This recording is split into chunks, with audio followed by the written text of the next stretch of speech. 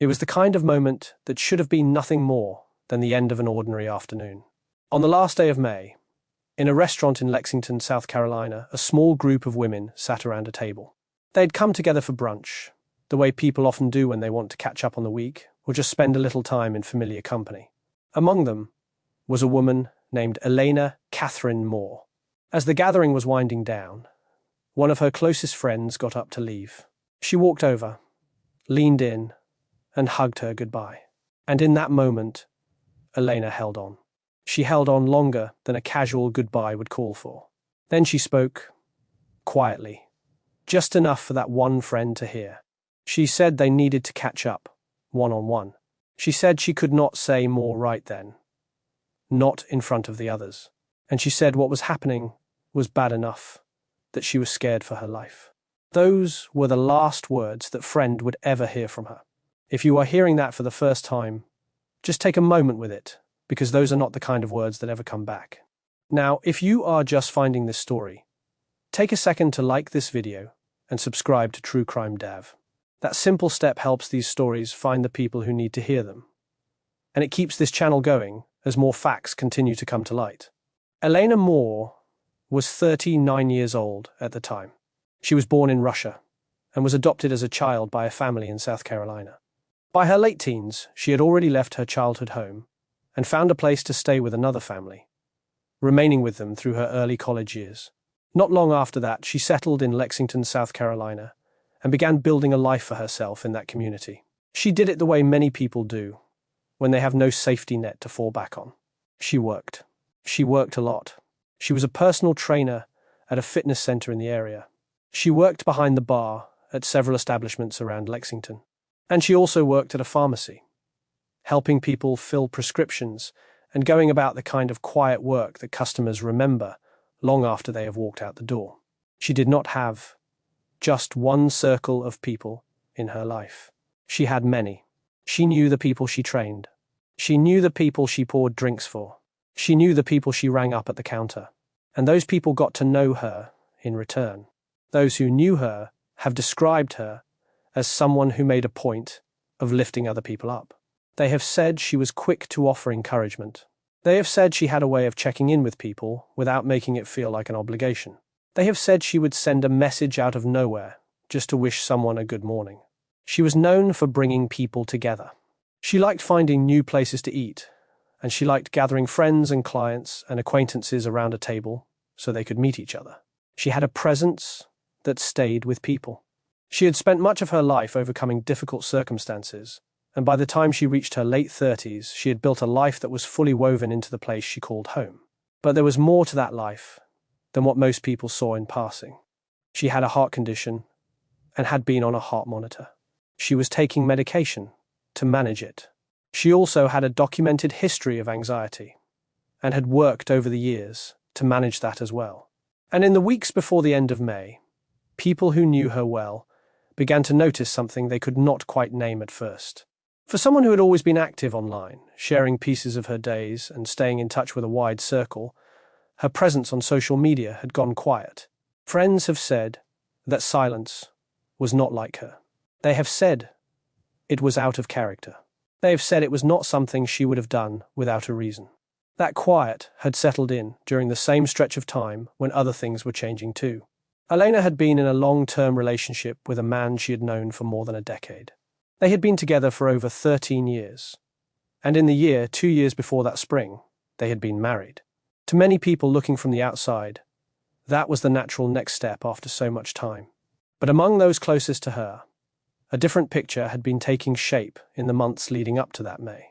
According to statements made by a friend who knew her well, there had been problems in the marriage for some time. That friend has stated publicly that the two were trying to separate. She has also described phone calls that took place when Elena was out with others, calls in which the tone directed toward Elena was not a loving one.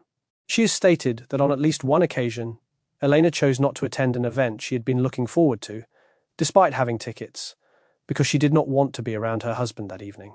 And she has described a dynamic in which Elena had been made to feel as though the only person she could rely on was him. That friend has also said that in the final weeks before Elena disappeared, she had become increasingly afraid. Which brings us back to that moment in the restaurant at the end of May. The hug. The words. Scared for her life. She could not say more there. She said they would talk one-on-one. She said it was too much in front of other people. And then she walked away from that table still holding something she had not been able to put down. 4 days later, in the first week of June, something happened that is a matter of public record. On that afternoon, a couple who lived near an apartment complex in Lexington had a food order delivered to their front door by a driver working for a food delivery service. Before they reached the door, Elena Moore walked up to that same door and picked up the order as if it belonged to her. The driver asked to take the standard photo for the order, and she agreed. The driver left. Elena remained there, holding food that was not hers. One of the people who lived in that home opened the door, took the food back, and as he turned to go inside, Elena began to follow him into the house, as though she lived there. He stopped that from happening. Not long after that, the same resident saw Elena again. This time she was going through packages that had been left outside a neighbor's door. When asked whether she knew that neighbor, she said no. When asked what she was doing, she answered, in her own words, that she did not know. Those who encountered her at that time have said she appeared confused and disoriented about where she was or what she was doing.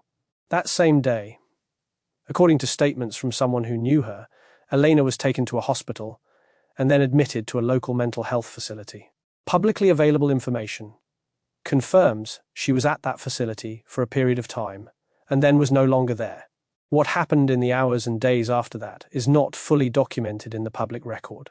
There is a stretch of 7 days for which only limited publicly available details exist. During that time, the friend who had seen her at brunch tried to reach her. There was a missed call. It went unanswered. And then came the 11th day of June. On the evening of that day, Elena Moore walked into a Planet Fitness in Lexington. She checked in at 6:40 in the evening. She worked out for a little more than 2 hours. That was not unusual for her. She had spent years training others, and she knew her own routines. She stayed until around 9 o'clock. Then she walked out the door. She did not get into a car. She did not meet anyone in the parking lot. She did not head toward any of the nearby streets that would have taken her back toward the places she was known to go. Instead, she walked away from the gym and toward a wooded area that sits behind a nearby home improvement store. From there, she kept moving. At 9:17 that evening, a security camera at a nearby grocery store recorded her walking along Old Cherokee Road. She was wearing an olive green, zip-up hoodie and black athletic pants. She was moving in the direction away from the more developed part of that stretch and toward a quieter road that leads into a more heavily wooded area. She continued on foot. She went down Old Cherokee Road. She passed the area near a middle school. She moved toward a creek and into the trees. And after that, she was not seen again by anyone who knew her. Her phone stopped transmitting location information in the days that followed. The next morning, her husband reported her missing to law enforcement. That report set in motion a search. On the day after she was reported missing, local police used a drone to look over the wooded ground near the gym and the nearby store. Nothing was found. A few days later, a much larger search took place. Multiple agencies joined in. They included the local sheriff's department, the South Carolina Law Enforcement Division, the Department of Natural Resources, the State Highway Patrol, fire services, and emergency medical personnel. They searched a wide area along Common Farm Lane, moving methodically through that terrain. At the time, the police chief publicly described that operation as an effort to eliminate possible locations, not as a recovery effort. Despite that extensive work, no trace of Elena Moore was found during that search. In the hours that followed, a false report circulated online suggesting she had been located. That information was incorrect and was quickly retracted by authorities. Understandably, that caused confusion and frustration in the community. Not long after that, investigators released the security camera footage from the grocery store showing her on Old Cherokee Road at 9:17 that night. That release prompted someone in the community to come forward. That person told law enforcement they had seen Elena entering a wooded area near the intersection of North Lake Drive and Old Cherokee Road on the night she disappeared. That same person also reported having seen her in that general area earlier that same evening, several hours before she checked in at the gym. That tip changed the direction of the search. The following day, officers and fire personnel went back into that wooded area along Old Cherokee Road. They worked on foot through the creek bed and among the dense trees. At 48 minutes past 2 in the afternoon, they found a body. It was the body of a woman. She was dressed in an olive green, zip-up hoodie and black athletic pants. Those were the same clothes seen on the security footage from the night she had disappeared. The location was roughly a mile from the Planet Fitness, where she had last checked in. Local authorities confirmed that the clothing matched the description of the missing woman. No positive identification was made at that moment. An autopsy was ordered. And at that point, the local police department requested that the South Carolina Law Enforcement Division conduct the death investigation. That is a decision that carries specific meaning. The South Carolina Law Enforcement Division is the state agency that handles certain death investigations when additional resources or independent review are called for. Public statements made at the time made clear that the investigation remained active. When asked directly whether foul play was suspected, the local police chief did not answer yes or no. Instead, he stated that the matter was an active investigation and that the state division had been asked to handle it. That is the full extent of what was said publicly at that moment. In the days after that discovery, the community waited for more information. Identification had not yet been publicly confirmed beyond the clothing description. The cause and manner of death had not been determined. Toxicology and other examination processes were still pending. Those are standard steps in any death investigation, and they take time. To understand this story fully, it is important to know a few more facts about the people closest to her. Elena was married to a man who had spent 14 years working in law enforcement with the Lexington County Sheriff's Department. At the time she disappeared, he was working as a private investigator. He reported her missing the morning after she did not return home. When approached by members of the media during the search, he stated he had been advised by law enforcement not to speak publicly while the investigation was ongoing. While she was still missing, a public post appeared on his social media account that referred to a photograph taken some weeks earlier. After questions from others, he replied that the photograph had been taken a few weeks before. That was the extent of his public comments at that time. A private investigator, retained by members of his family, also spoke publicly during the search. That investigator stated that there were no problems in the marriage. That statement was later challenged directly by the friend who had been with Elena at brunch. That friend called the investigator and said he had not spoken to her and had not asked about the marriage. She pointed out that she had first-hand knowledge of difficulties in that marriage and asked how he could say otherwise. The investigator responded that the matter was now in the hands of law enforcement. Those are the publicly documented exchanges. No charges have been filed against anyone in connection with Elena Moore's death. No person has been named as a suspect. No person has been named as a person of interest. And the investigation by the South Carolina Law Enforcement Division remains active. Now, as of the information that has been made publicly available, the body found in the woods has not yet been publicly identified by name through the final autopsy process beyond matching the clothing she was last seen wearing. The cause of death has not been released. The manner of death has not been released. Toxicology results are not yet public. All of that remains pending. So what can be said with certainty right now? Elena Moore was a woman who built a life in Lexington through years of hard work. She was known by many as someone who encouraged others. She had a heart condition and anxiety. In the final weeks of her life, she became increasingly quiet online, a change described as out of character by those who knew her best. On the last day of May, she told a close friend she was scared for her life. On the 4th day of June, she was seen in a place she did not know, behaving in a way that reflected confusion about her surroundings, and she was subsequently admitted to a mental health facility for a period of time. On the 11th day of June, she went to the gym, worked out, and then walked on foot into a wooded area late in the evening and was never seen alive again. On the 17th day of June, a body wearing the same clothing was found in that wooded area. The State Law Enforcement Division is conducting the death investigation. No one has been charged. No conclusions about cause or manner have been made public. That is the sum of the documented facts as they stand today. There are many questions that remain unanswered in the public record. It is not publicly known what her medical condition was in the final hours of her life. It is not publicly known whether she had her prescribed medication with her that night. It is not publicly known what took place during the 7 days between the 4th of June and the 11th. It is not publicly known why she walked into that wooded area on foot so late in the evening.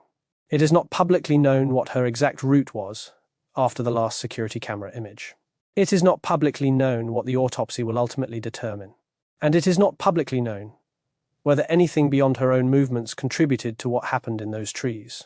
None of those answers are available at this moment. And so any attempt to fill those gaps with anything beyond what is documented would be unfair to her, unfair to the people who loved her, and unfair to the integrity of an active investigation. What is appropriate is to acknowledge what is known. What is appropriate is to recognize the life she lived. What is appropriate is to remember the words she left with someone who cared about her. And what is appropriate is to allow the processes already underway to run their course without reaching for conclusions that no public record can yet support. Elena Moore mattered to a great many people. She mattered to the clients she pushed through difficult workouts. She mattered to the people she served across counters and bars. She mattered to the friends who knew her laugh and who knew her worries. She mattered to the person she hugged that afternoon and who has had to carry those final words ever since. She was a woman who came into this world facing steep odds and who, by sheer determination, carved out a place for herself among people who saw her and valued her. She spent her days helping other people keep going. And now, even in the absence of all the answers, she's being remembered by those same people. The investigation continues. The autopsy remains pending. And in time, more will become known. Until then, the most honest thing that can be said is what is true. She was here. She was loved. She was afraid. At the end of May, she disappeared on the 11th of June, and a body matching her description was found 6 days later. Everything else waits for the work still to be done. That is where this story stands today. That is where the facts leave us. And that is why it is so important to hold her name in the same breath as the truth that is documented, and nothing more.